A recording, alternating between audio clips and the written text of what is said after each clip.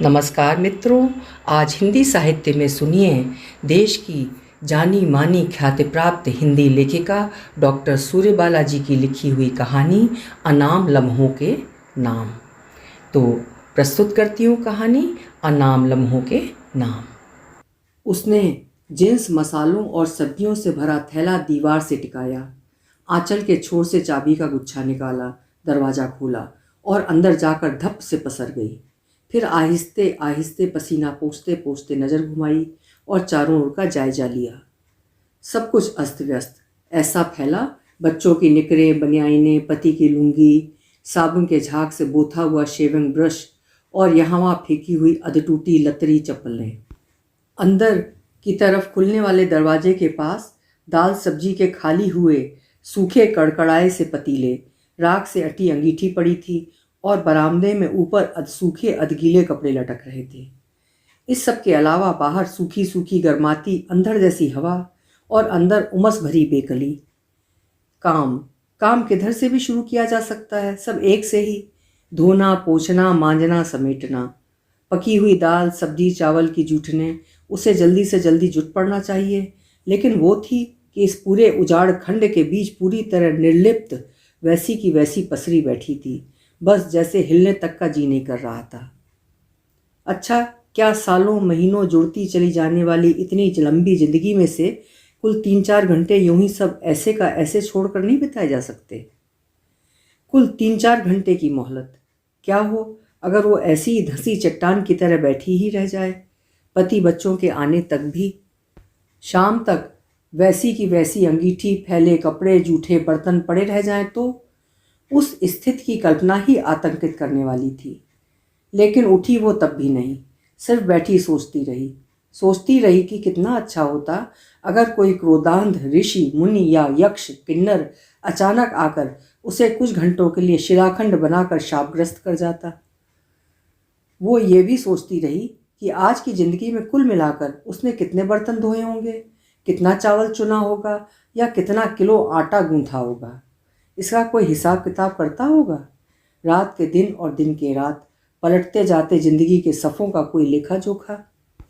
अचानक बगल की दीवार की तरफ दूसरी तरफ से कुछ खिसकाने खींचने की आहट सी हुई। वो चौंकी। हाँ, पीछे मकान मालिक की पीछे वाली कोठरी से, जिसमें सीमेंट और बोरियां धरी रहती हैं, आहट के साथ साथ एक आवाज़ पहले थोड़ी देर जैसे हारमोनियम के पर्दों के साथ गुनगुनाती रही, फिर एक लहराती धुन में बदल गई। गीत था तो पिक्चर का ही, पर इस तरह एक अजूबी अकेली सी कोठरी से निकल रहा था जैसे सुनसान निचाट दोपहरी में सावन झिरझिरा उठा हो। गीत भी वैसा ही, जब दीप जले आना। वो चौंकी, फिर उठी, आंगन के कोने से लपक कर 2-3 ईंटें जोड़ी और पलस्तर वाली ऊंची मुड़ेर की दूसरी तरफ झांकने लगी। वही था, हाँ वही तो था। एक आध बार आते जाते दिखा था। यूं हारमोनियम और कुछ गाने की आवाज़ भी सुनी थी, पर काम में कहाँ इतनी फुर्सत कि इन सब बेकार की बातों पर ध्यान जाता। अब की ध्यान से देखा, लच्छे लच्छे बाल, ढीला ढाला कुर्ता, पीठ उसकी तरफ थी ना। हारमोनियम के पर्दों पर फिसलती उंगलियां ही जब तब दिख जाती थी। गीत फुहारों की तरह झिरझिराता रहा था। संकेत मिलन का भूल न जाना, मेरा प्यार न ठुकराना, मेरा प्यार न ठुकराना, जब दीप जले आना, जब दीप जले आना। वो वैसी ही डगमगाती ईंटों पर चढ़ी खुरदुरे प्लास्टर वाली मुंडेर पर ठुड्डी सटाए तन्मय सी सुनती रही। ठुड्डी इतनी और इस तरह सटी थी कि नाक में सीमेंट बालू की सोंधी महक भर गई थी। सुनते सुनते वो मुस्कुरा गई, लेकिन तभी दरवाजे पर आहट हुई। उसके नहीं, उसके। उधर वो हारमोनियम छोड़कर दरवाज़ा खोलने उठा और इधर ये धपाक से लड़खड़ाती ईंटों से कूद गई। कूदने के साथ ही बिखरे फेंके घर पर नजर दौड़ाई तो जैसे नए सिरे से चौंक गई। झटपट काम में जुटी, फटाफट बर्तन समेटे और कपड़े बटोर कर शाम के लिए सब्जी काटने बैठ गई। सब्जी काटते काटते वो फिर मुस्कुरा गई।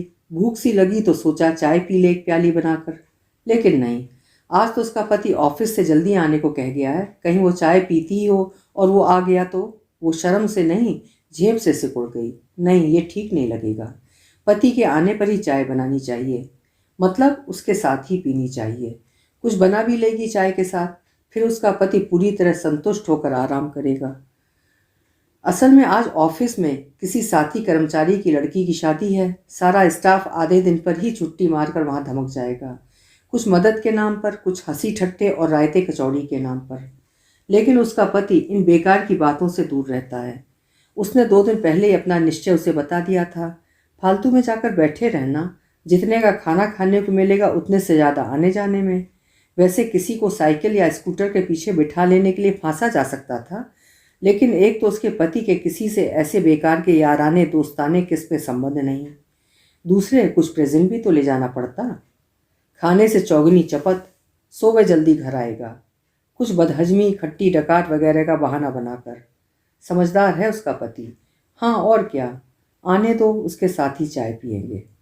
बच्चों के आने से पहले ही आ जाएगा, शायद सिर्फ वो और उसका पति। वो फिर मुस्कुरा पड़ी। कौन सा गाना गा रहा था वो अभी आदमी हारमोनियम पर? हाँ, जब दीप जले आना।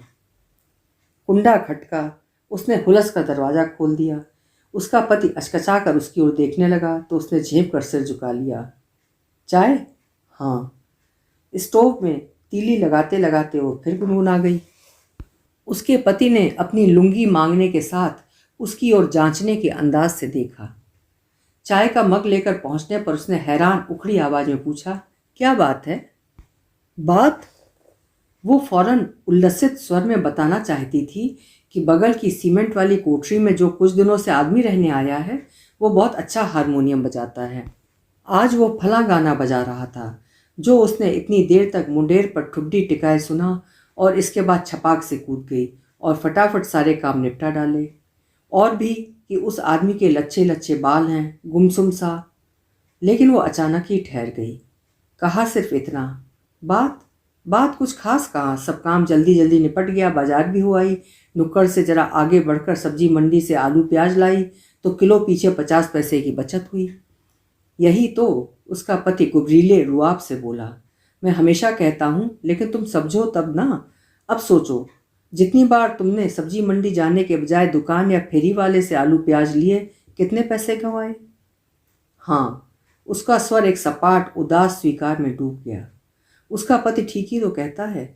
आज जितने पैसे बचे उसे सोचकर खुश होने के बजाय उसे सोचना चाहिए कि कितने पैसे बर्बाद हुए, और ये सोचकर हमेशा इसी धूप धूल धक्कड़ में सुबह का खाना निपटाने के बाद उसे मंडी से ही सब्जियां लानी चाहिए।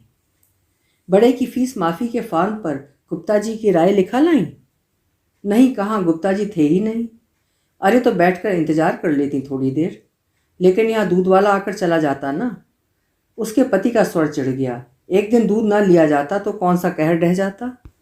लेकिन गुप्ता जी के लड़के ने भी कहा कि ठीक ठाक पता नहीं है कि वे कब तक आएंगे, इसलिए मैं शाम को बड़े को ही फॉर्म लेकर भेज दूँ। बड़े करवा चुके, लाओ फॉर्म, मैं ही घंटे भर में जाऊँगा। एक जरा सा काम भी छोड़ दो तुम लोगों पर। उसका पति गुरगुराया।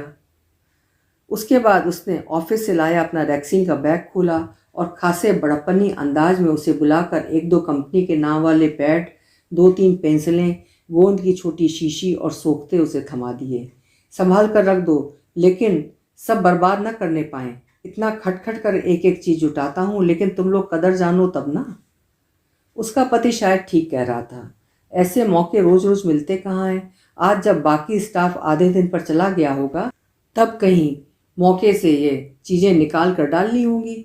बाजार में इतनी चीज़ें अब 10 रुपए से कम की क्या मिलेंगी, और उसमें पैड पेंसिलें अलमारी में करीने से रख दी।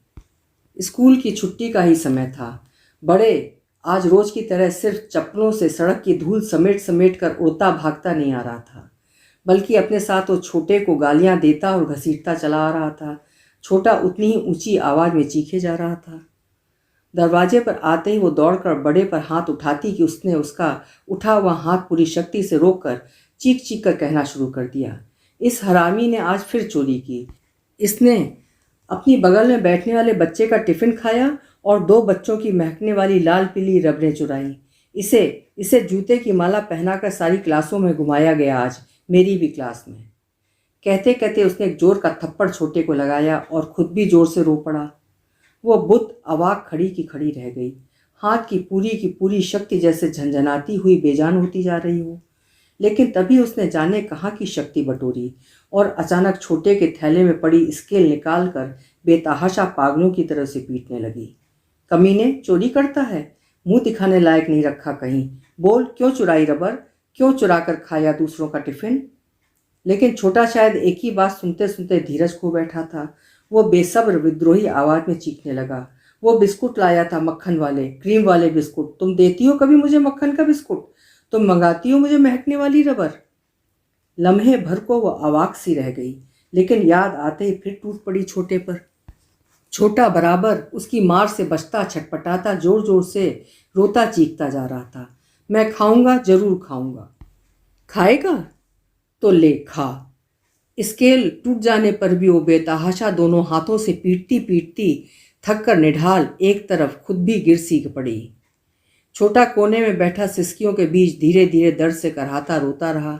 उसके हाथ पैर सूखे, गंदे और जगह जगह स्याही खड़िया से पुते थे।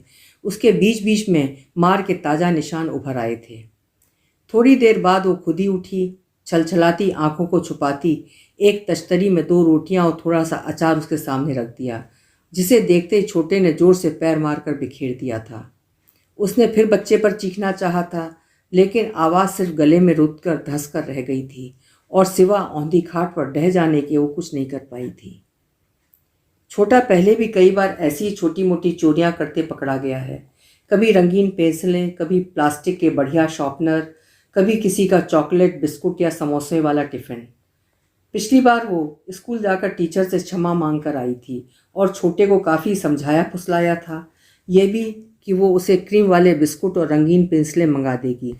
लेकिन बाद में वो कुछ भी नहीं मंगा सकी थी, क्योंकि उसके पति ने सुनते ही गुर्रा कर कहा था कि उसके खून पसीने की कमाई पर ये हरामजादे क्रीम बिस्कुट हरगिज नहीं उड़ा सकते।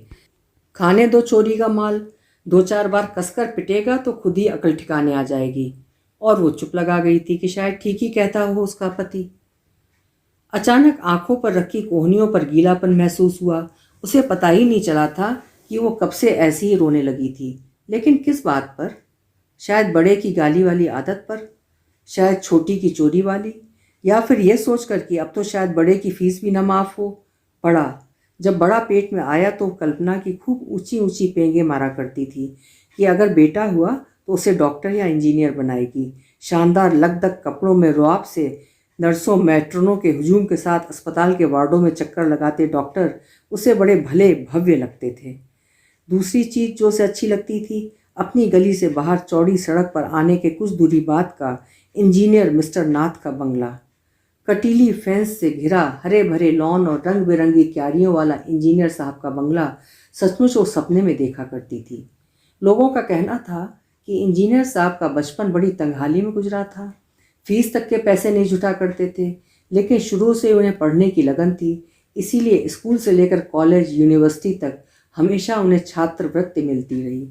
सचमुच सामान्य तंगहाल घर के बच्चों में जो लगन, जो टेव रहती है, वो अमीरों के बच्चों में कहाँ। उसे लगता उसके बच्चे भी जरूर पढ़ाई में तेज निकलेंगे। ऐसे सोचने का एक और भी पुख्ता कारण था, वो स्वयं भी चाहे थोड़ा ही पढ़ पाई, पर रही तो हमेशा तेज लड़कियों में ही। स्कूल में बड़े को डालने से पहले ही उसने उसे कितनी ही कविताएं, गिनती, नाक कान के अंग्रेजी शब्द आदि सिखा दिए थे। रोज शाम घंटे आध घंटे बैठकर उसे बड़े उत्साह से पढ़ाती सिखाती, लेकिन बड़े ने कभी पढ़ने में मन लगाया ही नहीं। बस जितनी देर वो साथ बैठती किसी तरह बैठता और रटता, लेकिन उसके उठते ही किसी न किसी बहाने रफू चक्कर हो जाता। इम्तिहान में भी बस वो किसी तरह पास होता रहा। निराश हो उसने सोचा थोड़ा सख्ती बरतने से उस पर असर पड़े, लेकिन तब बड़ा कभी पेट दर्द, कभी सिर दर्द के बहाने बनाने लगा। सवाल समझाते समय भी वो लापरवाही से बिना ध्यान दिए हाँ करता जाता। ऐसे ही एक दिन उसने समझाने के बाद बड़े को एक आसान सा सवाल दिया, जिसे बिना समझे बड़े ने गलत सलत लगा कर दे दिया। बस वो बौखला गई थी और पास पड़ी चप्पल उठाकर धुआंधार पीटना शुरू कर दिया था। दूसरे दिन सुबह बड़ा रोज की तरह स्कूल गया था, लेकिन छुट्टी के बाद वापस लौटा ही नहीं।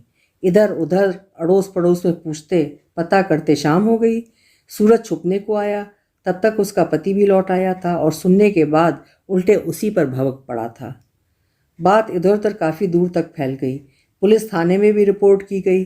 तब तक स्टेशन से एक पुलिस वाला बड़े को लेकर आता हुआ दिखाई दिया था। पता चला बड़ा स्कूल का बैग लिए एक रिजर्व डिब्बे के कोने में बैठ गया था। टीसी घुसा तो उसे शक हुआ। डरा धमका कर उसने सच्चाई उगलवाई और झटपट गाड़ी से उतार कर उसे पुलिस के हवाले कर दिया। इस घटना के बाद से वो सहम गई थी, इतनी कि काफ़ी दिनों तक उसने बड़े के सामने पढ़ाई लिखाई का नाम ही नहीं लिया। बाद में भी यूं ही मन से डरते डरते कभी कभार पढ़ाने के लिए बैठने लगी। अपना वो सब सपना पूरी तरह भूली बैठी थी इतने दिनों तक, आज न जाने कहाँ से याद आ गया। कोहनियाँ वापस आंखों पर आ लगीं, बूंद बूंद रिश्ती चुचाई पलकें। अचानक पीछे के बंजर मैदान की ओर खुलने वाली खिड़की के पल्ले हवा के झोंके से खुल गए और बगल की कोठरी से उठते पहचाने से स्वर गूंज उठे। उसका जी चाहा कि एकदम हिलक हिलक कर रो पड़े। इसे कोई काम धाम नहीं क्या, वक्त बेवक्त बैठा बैठा टेर देता है। जाकर कहे कोई कि तुम्हारी तरह की ज़िंदगी सबकी नहीं ना, बेलौस बेफिक्र कि जब चाहा बाजा खिसकाया, स्वर गुनगुनाया और सूने बंजर खेतों की तरफ खुलने वाली खिड़की के रास्ते गीत हिलोर दिए। अचानक वो गीत के शब्दों पर ठिठक गई। बांधो न नाव इस ठाव बंधु, पूछेगा सारा गांव बंधु। ये तो कहीं कुछ पढ़ा पढ़ा पहचाना सा लगता है। कोहनियाँ आंखों पर से हट गईं। वो सोचती रही, हाँ ठीक, काफ़ी पहले अंगीठी जलाने के लिए वो बाजार से लाए सामानों के पुराने कागज़ों के खोखे जल्दी जल्दी लपेट रही थी कि एक बड़े से रंगीन खोखे वाले कागज़ को पूरते पूरते से पहले ठहर गई थी। वो किसी पत्रिका के वसंत पंचमी विशेषांक का रंगीन पृष्ठ था, जिस पर निराला के रंगीन चित्र के नीचे उनकी एक कविता छपी हुई थी। माचिस की तीली हाथ में लिए लिए ही वो पढ़ती चली गई थी। हाँ ठीक यही लाइनें थीं, यही गीत, बांधो न नाव इस ठाव बंधु। खिड़की का पल्ला हवा के झोंके के साथ आगे पीछे उड़क रहा था और गीत चल रहा है, हर शब्द की गहराई में डूबती गहराती आवाज़। गीत थम गया है और वो चौंक कर उठ बैठी है। थोड़ी देर वैसे ही स्थिर सी बैठी रही है, जैसे कि सचमुच किनारे आ लगी नाव में ही बैठी हो। फिर पास जाकर छोटे को दुलारा पुचकारा है और धीरे धीरे एक पूरी चपाती शक्कर के साथ खिला दी है। ये लो दाल मोठ।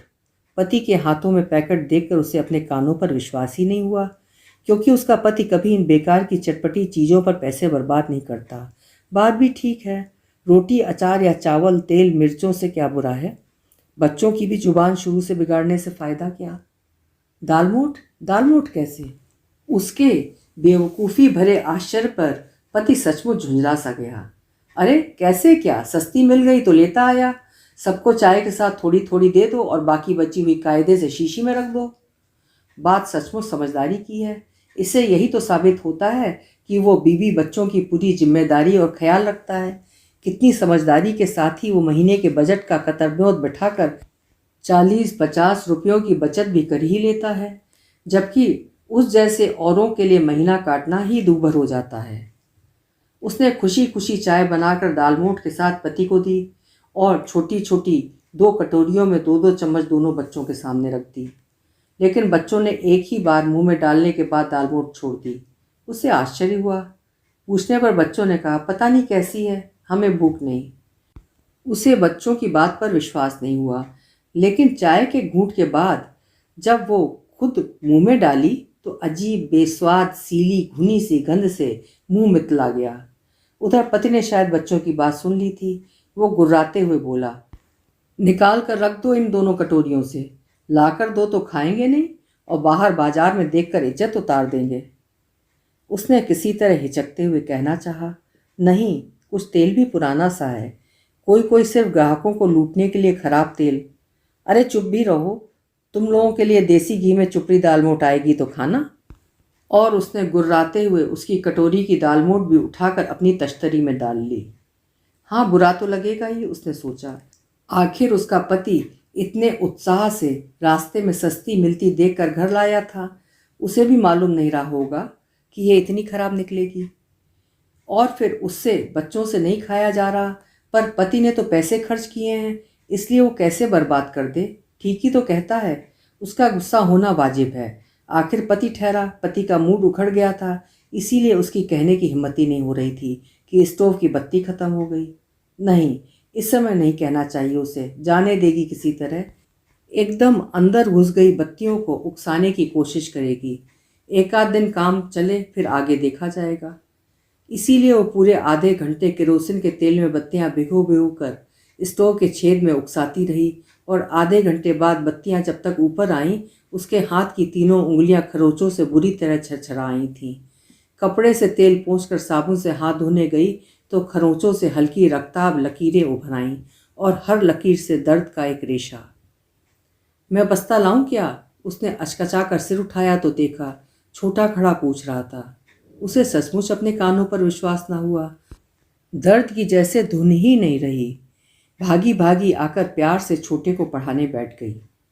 4-5 दिन पहले वो छोटे को बहुत फुसलाकर पढ़ाने बैठी थी और पढ़ाई करने के बाद उसे चुपके से पति से छिपा कर लाया रंगीन कागज में लिपटा एक लेमन जूस दिया था। छोटे की आंखें एकदम चमक उठी थीं, लेकिन तभी बच्चे की अबोध आवाज़ में एक दर्दीली सहानुभूति उभरी थी। तुम सब्जी के पैसों से लाई हो? नहीं नहीं तो, उसने छोटे को समझाना चाहा था, पर उसके पास और भी पैसे हैं। वो बच्चों की आंखों से साफ लग रहा था कि उसे माँ की बात पर जरा भी विश्वास नहीं।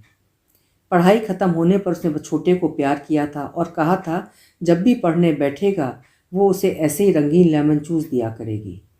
उसके चेहरे पर एक दर्द भरी मुस्कान उभरी, यह सोचकर कि छोटा आज भी लेमन जूस के लालच से आया है पढ़ने, लेकिन लेमन जूस तो वो ला ही नहीं पाई। लेकिन छोटे ने माँ के चेहरे की भाषा पढ़ ली। लेमन जूस नहीं लूँगा मैं। वो हैरान थी। वो बगल की कोठरी में जो रहते हैं उन्होंने मुझे लेमन जूस दिया था ना। वो अचंभित थी, जाने कहाँ से आए इस अनजान अजनबी को भला क्या पड़ी थी उसके बच्चे पर प्यार ममता लुटाने की। लेकिन ऊपर से हिदायती सपाट लहजे में बोली, ना क्यों ली तूने? दूसरों से चीज़ें नहीं लिया करते। वाह, दूसरों से कहाँ लेता हूँ, सिर्फ उनसे लेता हूँ। नहीं लूँगा तो उन्हें दुख होगा ना। ऐसा कहा क्या उन्होंने? उसके स्वर में अविश्वास और हैरानी थी। कहेंगे क्यों, मैं देखता नहीं क्या? एकदम चुप चुप से रहते हैं ना। उन्हें कोई खाना भी बना कर देने वाला नहीं, सिर्फ चाय कैसी काली सी बनाते हैं। मिट्टी का तेल नहीं होता तो चाय भी नहीं। उसकी उत्कंठा में विषाद घुल रहा था, पर जब्त कर गई। तो काम धाम क्यों नहीं करते? वही तो ढूंढते हैं एकदम सुबह से निकलकर, इधर उधर सबके पास जाकर।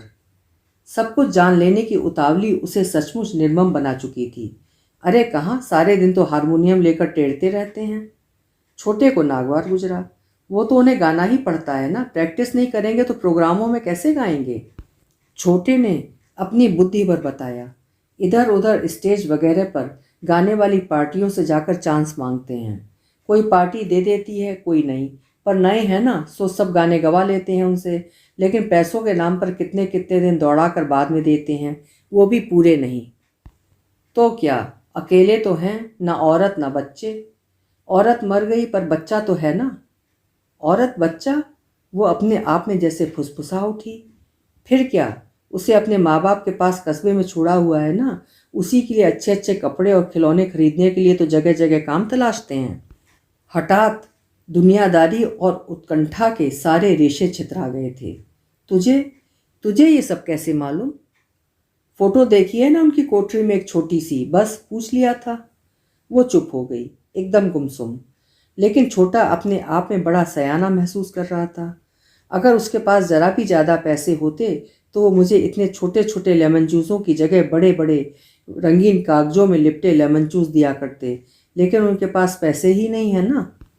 स्तब्ध, वो वैसी ही बैठी छोटी सी स्लेट पर धीमे धीमे बहुत छोटी छोटी गोल तिकोनी लाइनें खींच खींच कर उंगलियों से मिलाती रही। छोटा रुक रुक कर सोत्साह जोड़े जा रहा था। उन्होंने मुझे 1-2 दिन हारमोनियम बजाना भी बताया। मैंने सारे गामा पूरा बजाया। सच? वो बच्चों सी सुलभ हो उठी। कैसे? क्यों ऐसे? छोटे ने माँ की हथेली पकड़कर स्लेट पर हारमोनियम के पर्दे की तरह चलाकर बताई। मेरी उंगली पकड़कर हारमोनियम पर ऐसे ही चलाकर बताते थे। उसने अपनी उंगलियों में एक रोमांच भरी सेहरन महसूस की। बोली कुछ नहीं, चुप।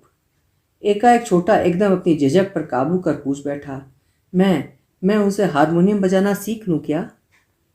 वो चुप रही, ताकती सी रही तो छोटे ने खुद ही सपाट लहजे में निर्णय लिया। जानता हूँ पिताजी गुस्सा होंगे ना। चल पढ़। उसने जल्दी से असहज हो पूरा का पूरा प्रसंग ही जड़ से काट दिया था। कुंडा खटक कर दरवाजा खुलने की आवाज़ हुई। उसका पति ही लौटा दफ्तर से। रैक्सीन के बैग के साथ साथ एक भरा पूरा थैला भी था। हल्की हरी कमीज और गाढ़ी भूरी पैंट उसने निकाल कर तहा कर खूंटी पर टांग दी और अपनी कपड़े की बनियान और छींटदार लुंगी पहनकर एक एक चीज़ बड़े मनोयोग से थैले में से निकालने लगा। वो अंगीठी के पास से चाय की प्याली लाकर उसे थमा गई। पति थैले के अंदर से ऑफिस के पुराने पिनकुशन, लकड़ी की थोड़ी बल्लियां और दो चार पुरानी पत्रिकाएं निकालने लगा। पिनकुशन में पहले कभी की लाई आल्पिने खोस दी जाएंगी, बल्लियां पुराने हिलते स्टूल में ठोक दी जाएंगी और पत्रिकाएं इधर उधर से थोड़ी और इकट्ठी होने के बाद ₹20 आने में बिक जाएंगी। उसका पति बड़े संतुष्ट भाव से लाई हुई चीज़ों के सदुपयोग के बारे में बताने लगता है। तभी बगल की कोठरी से हारमोनियम के स्वरों के साथ गूंज उठता है, बांधो न नाव स्थाओ बंधु। उसके मुंह का स्वाद बिगड़ जाता है। ये कौन मूंजी आ गया है इस सीमेंट वाली कोठरी में, वक्त बेवक्त राग अलापने लगता है। एक दिन छोटे से कहला दो, अगल बगल शरीफ भले मानस रहते हैं। हाँ, ये लो सारी पिनें खुस गई, रख दो। शायद उसे पति का स्वर ज़्यादा रुक्ष लगा था, इसलिए धीरे से बोली, उतना बुरा नहीं, छोटे बताता था उसका कहीं काम नहीं लग रहा है, सारे दिन नौकरी के लिए। अरे तो नौकरी पाना कोई आसान काम है? ऐसे ऐसे जनकों को नौकरी कौन देगा? और आत्म प्रशंसक भाव से सीना फुलाकर उस सकरी कोठरी में एक भरपूर चहलकदमी कर डाली। फिर स्लेट पर झुके छोटे पर एक नज़र डालकर संतुष्ट भाव से बोला, हाँ, बच्चों को स्कूल से लौटने पर सीधे पढ़ने बैठा दिया करो, नहीं तो ऐसी संगत में बिगड़ जाएंगे। पति से सहमत न होने पर भी उसने बात को एक सद्भावपूर्ण मोड़ देने की कोशिश की। छोटा बताता था, दुखी आदमी है, बीवी गुजर गई है, एक बच्चा है माँ बाप के पास, छोटा है, काम के चक्कर में। इसीलिए तो कह रहा हूँ मैं कि मेल जोल बढ़ाने के चक्कर में बिल्कुल नहीं पड़ना है, नहीं तो जहाँ किसी चीज़ की ज़रूरत पड़ी चट मांगने पहुँच जाएगा। और फिर सबसे बड़ी बात, बेवजह मेल जोल बढ़ाने से क्या फ़ायदा, सिर्फ नुकसान है बस। हाँ और क्या, उसने सहम कर कहा और मन मन में अपने आप को भी समझाने लगी। ठीक ही तो कहता है उसका पति, बेकार में पैसे की बर्बादी की आशंका। वैसे भी मेल जोल बढ़ाना मतलब कभी एक कप ज़्यादा चाय, कभी एक कटोरी दाल, कभी आधा प्याला शक्कर। और उसका पति एक एक चीज़ कितने एहतियात से सहेजता रहता है। हमेशा हल्की हरी या हल्की नीली कमीज और भूरी काली पैंट पहनता है। सफ़ेद कमीज धोने में साबुन भी ज़्यादा घिसना पड़ता है, कमीज घिसती भी जल्दी है। दूसरे, सफ़ेद कमीज 2 दिन से ज़्यादा पहनी भी नहीं जा सकती। आजकल भी उसके पति के पास एक नई लुंगी रखी है, लेकिन पहनता वही पुरानी वाली है, जिसके जगह जगह से मस्के हुए छेदों के अंदर से उसकी नीली हरी पट्टियों वाली धारीदार जांघियाँ दिख जाती है। सुनो, पुराने कागज़ और शीशियाँ लाओ, मैं नुक्कड़ पर ले जाकर बेच आता हूँ। गली में फेरी मारने वाला आधा तिहाई तौल कर तुम्हें बेवकूफ़ बनाकर चला जाता है। उसने लुंगी निकालकर पाजामा बदला और थैले में दफ्तर से लाई पुरानी पत्रिकाएं और शीशी बोतल लिए बाहर निकल गया। छोटे हांफता हुआ सा आकर खुशी, उत्तेजना तथा आशंका के बीच उसके कानों में फुसफुसाया, वो आए हैं, वो बगल की कोठरी वाले। अच्छा अच्छा अच्छा, वो खुद अस्त व्यस्त हो उठी तो बुला ला ना। आ नहीं रहे? अरे क्यों, वो खुद किवाड़ तक आ गई। आइए आइए ना, आप बगल में ही रहते हैं ना, छोटे ने बताया था कि आप बहुत अच्छा गाते हैं, बहुत अच्छा। जवाब में उसने एक उदास मुस्कुराहट के साथ हाथ जोड़ दिए थे। बैठिए बैठिए ना, चाय पिएंगे? छोटा बताता था आप उसे कितना प्यार करते हैं, लेमन जूस भी देते हैं, वो भी आपको बहुत मानता है। एकाएक उसे अजीब सा लगा, वो ही बोले जा रही है, लेकिन वो करे भी तो क्या, उसे कहना भी तो इतना कुछ है। वो गीत गाते हैं आप, मैं जानती हूँ, निराला जी का है ना? जी जी, आपको कैसे मालूम? मालूम है, कहती वो शर्मा गई। फिर जल्दी से बोली, मैं चाय बनाती हूँ, इसके पिताजी तो अभी हैं नहीं, असल में वो बहुत थक जाते हैं, सुबह से शाम तक ड्यूटी रहती है, मिलने जुलने का समय ही नहीं मिलता उन्हें। पर क्या है ना, दिल के बहुत अच्छे हैं वे भी, आपके गाने की बहुत तारीफ कर रहे थे। कहने के साथ ही वो अचंभित थी, क्या क्या झूठ सच कहती चली जा रही है वो, और आखिर क्यों? जैसे इस मुट्ठी में सिमट आए समय की एक एक बूंद भरपूर जी लेना चाहती हो। आप स्टेज पर भी गाते हैं ना, कितना अच्छा लगता होगा, खूब तालियां बजती होंगी ना? जी, बस कभी कभी चांस मिल जाता है, ज़्यादा नहीं। कोई बात नहीं, धीरे धीरे सब लोगों को आपका गाना अच्छा लगने लगेगा ना, तब आपकी पार्टी वाले खुद ही आपको बुलाया करेंगे। उसने सोचा था उसकी बात सुनकर वो खुश हो जाएगा, लेकिन वो तो और ज़्यादा उदास हो गया, जैसे कोई टीस गया हो। वो असहज हो उठी। मन ही मन अपने को धिक्कार कर जल्दी से जोड़ा, आपको नौकरी भी कहीं जल्दी ही मिल जाएगी, देख लीजिएगा। लेकिन कहने के साथ ही वो स्वयं असंयत हो उठी, उसकी लम्हे भर को उठी आंखों में फैले अवसाद को देखकर। ओह, कितने जख्म हैं इस आदमी के पास, और वो अनाड़ियों सी क्या क्या बोले जा रही है। चाय खौल गई थी और वो बेसब्री से छोटे का इंतजार कर रही थी, जिसे उसने दुकान से दौड़कर 8 आने का दाल सेव लाने के लिए भेजा था। छोटे तीर की तरह भागता हुआ वापस लौट आया तो उसकी उदासी धुल गई और तश्तरी में चाय की प्याली लेकर उसके सामने सरकाती हुई बोली, आपको मेरी बातों से दुख पहुंचा? जी नहीं नहीं, वो एकदम क्षमा याचना कर उठा। ऐसी कोई बात नहीं, दरअसल मैं परेशान सा रहता ही हूँ, मैं तो कृतज्ञ हूँ आपकी सहानुभूति का। उसने धीमे धीमे चाय की 2 घूंट भरी और जैसे क्षमा याचना पूरी ना हुई हो ऐसे बोला, आज भी बड़ी मुश्किल से एक ग्रुप ने मंजूरी दी है, लेकिन भाग्य की विडंबना देखिए, सुबह से ही हरारत सी लग रही है और गले में भी खराश सी। ओह, आपने मुझे बताया क्यों नहीं? मैं चाय में जरा काली मिर्च डाल देती ना, छोटे पास की दुकान से अदरक ला देता। वो जाने क्यों बुरी तरह उदास हो उठी थी। असल में मैंने आपको बोलने का मौका ही नहीं दिया, खुद ही बोलती गई। अरे नहीं, आपने इतनी अच्छी चाय पिलाई कि 2 घूंट में ही मुझे कितना आराम सा मिला। सच क्या? वो कृतकृत्य हो गई। असल में सुबह से ही बुखार बुखार सा लग रहा था तो उठा ही नहीं, अब काफ़ी ठीक लग रहा है। वो खुश हो गई थी कि साबुन फैक्ट्री का भोंपू बजाता। ओह, उसके पति के आने में थोड़ी ही देर है। चलूँ अब? वो जितनी उदास हुई सुनकर उतनी ही निश्चिंत भी। छोटा इतनी देर मंत्रमुग्ध भाव से उनके पास बना रहा। जाने लगे तो उसे एकाएक याद आया, हाँ आप आए कैसे थे? जी कुछ नहीं, हरारत सी लग रही थी ना, तो सोचा था छोटे से पूछूं कि जरा बाजार से चाय की पत्ती ला देगा क्या, लेकिन अब तो उसकी ज़रूरत ही नहीं। वो ऐसे मुस्कुरा उठा जैसे कोई बच्चा चांद देखकर मुस्कुरा उठता है। चलता हूँ। थोड़े दिन बीतते न बीतते वो आहटों के जरिए बहुत कुछ दिनचर्या समझ चुकी थी। वो अंगीठी सुलगाती होती तो वो बाहर निकल चुका होता, कोयले तोड़ती है तो बंजर की तरफ खुलने वाली खिड़की के पल्ले रास्ते गीत सुगबुगा उठता है, बांधो न नाव इस ठाव बंधु, पूछेगा सारा गांव बंधु। वो मन ही मन मुस्कुराकर अंगीठी में कोयले भर देती है। भला इससे पूछो, इसकी नाव बंधने की नौबती कहाँ आ रही है, भरे समंदर में तो हिचकोले खा रही है। लेकिन ज़्यादा करके सिनेमा के गाने। कहता तो था, पार्टी वाले कहते हैं सिनेमा के गाने ही पब्लिक मांगती है, इसीलिए वो ठीक ठीक निकालने की कोशिश करता है। मैं जिंदगी का साथ निभाता चला गया। अंगीठी जल रही है, हारमोनियम बज रहा है।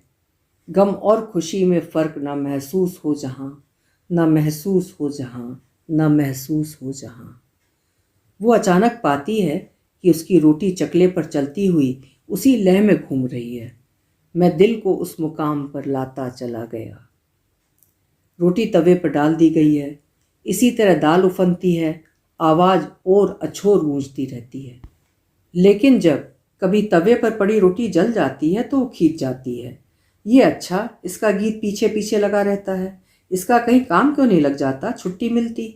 लेकिन उसका पति कहता तो था, ऐसे वैसों को काम कौन देगा कि लच्छे लच्छे बाल और ढीला सा कुर्ता, मोटा खुरदुरा सा। हाँ, ये हल्की हरी कमीज क्यों नहीं पहनता, उसके पति की तरह एकदम छोटे बाल क्यों नहीं कटवाता, कम साबुन कम तेल, सफ़ेद कुर्ता धोती में हरी कमीज से कहीं ज़्यादा साबुन लगता होगा। और फिर छोटे का लेमन जूस, छोटे वाले ही सही पर लेमन जूस क्यों? अब तक उसने 2-4 रुपए कुल मिलाकर तो जरूर बर्बाद किए होंगे, जबकि उसके पति 2-4 पैसे भी नहीं। सलीकेदार है उसका पति ना। लेकिन दिखा नहीं, इधर बहुत दिनों से आया भी नहीं। आया भी क्या, अरे वही तो आया था जब काम लगा था, फिर काम लगेगा तो आएगा। कोयले तोड़े जा रहे हैं, छोटी हथौड़ी चल रही है। गा रहा होता तो शायद लय ताल में बंधी चलती। वो कोशिश भी करती है तो भी हथौड़ी या हाथ उसका नहीं, उस कोठरी से आती गीत की लय का कहाँ मानते हैं। तब हथौड़ी उस समय जैसी उल्टी सीधी नहीं पड़ती, कि फटाक रोकते रोकते भी एक सिसकी निकल जाती है। एक मुरमुरे कोयले पर जोर से चल जाने के कारण हथौड़ी सीधी उसके बाएं हाथ की उंगलियों पर जा पड़ती है। वो छलछलाई आंखों से उठ जाती है। उसका पति ऑफिस से आने पर हाथ में बंधी पट्टी देखकर झल्लाता है। असल में काम करते समय खबरदारी हो तब ना। लेकिन दूसरी सुबह हाथ ज़्यादा फूला देखकर उसे चिंता होती है। वो उसे अस्पताल जाकर दिखा आने को कहता है। सुबह 8 बजे ही पहुंचना होगा अस्पताल, तो कोई बात नहीं। उसका पति कहता है कि वो दाल चावल चढ़ा देगा, सब्जी भी छौंक लेगा, वो जाए। नहीं तो कहीं चोट कुछ गहरे लगी हुई तो बाद में घाव बिगड़े तो 1 के 10 देने पड़ जाएंगे। 4 महीने की बचत एक हथौड़े की चोट हजम कर जाएगी। फिर भी उसे अच्छा लगा है, क्योंकि अभी तक तो उसने यही पाया था कि उसका पति कई कई दिनों तक इधर उधर की सेंक पट्टी ही करवाता रहता था। पर पिछली बार बड़े के घुटने का फोड़ा बिगड़कर नासूर हो जाने वाली घटना से शायद वो बदल गया है। अस्पताल से लौटने तक दोपहर हो चुकी थी। छोटा घर आ गया था। हाथों में अस्पताल की साफ पट्टी बंधी थी। वो इतनी देर तक अस्पताल के आउटडोर में अपनी बारी का इंतजार कर करके थक कर पस्त हो चुकी थी। कोठरी में पहुंचकर निढालसी पड़ गई। छोटे ने पूछा तो 1 गिलास पानी मांगकर पी लिया, बस। बाद में धीरे धीरे उठी। पतीले में सुबह के छूटे दाल चावल व सब्जी निकालकर खाने के लिए बैठी। खाते खाते आंगन में कुछ सफ़ेद सी चीज़ दिखी। अरे, ये तो कुर्ता है उनका, बगल की कोठरी वाले का। उसने छोटे को बुलाया। उनका कुर्ता हवा में इधर उड़ गया है, जाकर दिया। किसे? लेकिन वो तो गए। गए कहाँ? उनका बच्चा बहुत बीमार था, चिट्ठी आई थी। तुम्हें कैसे मालूम? पिताजी के पास आए थे कि उनका हारमोनियम रख लें और उन्हें कुछ पैसे दे दें। वो अपनी घबराई सांसों की उतावली संभाल नहीं पा रही थी। पिताजी ने कहा उनके पास एक पैसा भी नहीं और वे उन्हें जानते भी नहीं। फिर उसकी सांसें जैसे हजारों धड़कनों में रेशे रेशे बिखरती जा रही थीं। फिर पिताजी ने दरवाज़ा बंद कर लिया था। छोटे खुद भी अब बताते बताते हाँफ सा रहा था। मैं भागकर पीछे के दरवाजे से उनके पास गया था। पूछा कि आप कैसे जाएंगे, तो उन्होंने मुझे समझाकर कहा कि कोई बात नहीं, वे हारमोनियम बाजार में ले जाकर बेचकर चले जाएंगे। फिर चले गए ना। और जाने के समय फेरी वाले से ये लाल पीला गुब्बारा मुझे खरीद कर देते गए। मैं लेता नहीं था, उन्होंने ज़बरदस्ती खरीद दिया। उसने बच्चे के हाथ में कसकर पकड़े रंगीन गुब्बारे को हल्के से छुआ, जैसे वो कोई बहुत अजूबी बड़ी नायाब सी चीज़ हो। एकाएक छोटा उसके करीब आ गया और उसके हाथ में बंधी पट्टियों को सहलाता सा बोला, मैं अब कभी चोरी नहीं करूँगा। अभी आप सुन रहे थे डॉक्टर सूर्य बालाजी की लिखी हुई कहानी अनाम लम्हों के नाम। कहानी आपको कैसी लगी कमेंट बॉक्स में ज़रूर लिखिएगा। फिर मिलेंगे किसी अच्छी सी कहानी के साथ। तब तक आपका समय शुभ हो, सुंदर हो।